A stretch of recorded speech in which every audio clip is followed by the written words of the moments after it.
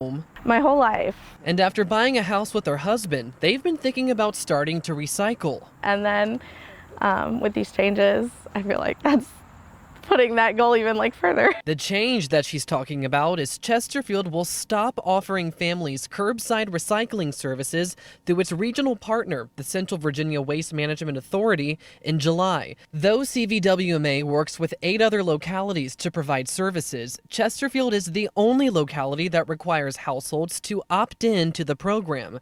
62,000 homes currently do so. They pay $41 per year to partake, but soon they'll have to pay double or triple that to continue curbside. If we want to head in the right direction towards helping the earth and getting closer to that goal, then you would think we would be finding ways to make it easier for people, not more difficult. Here's what happened. Chesterfield asked CVWMA for a subscription-based model for curbside, but they say that would have cost households $200 per year. So the county ended its contract with CVWMA and is asking people to buy their own services.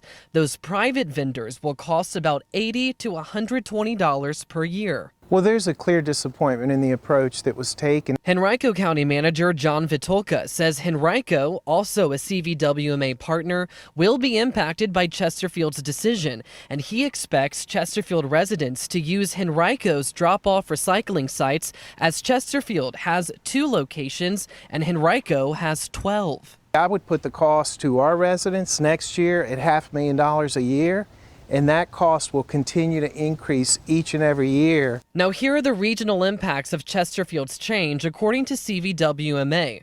It's not cut and dry, but households in other localities could have saved $2.64 per year if Chesterfield utilized a service with all homes eligible. That's a collective savings of about $528,000. Other localities will pay about $54 to $60 per year per household for those services, and Chesterfield households could have had that cheaper option. But in a statement, Chesterfield says that is undesirable, as participating households would have to subsidize non-participating households.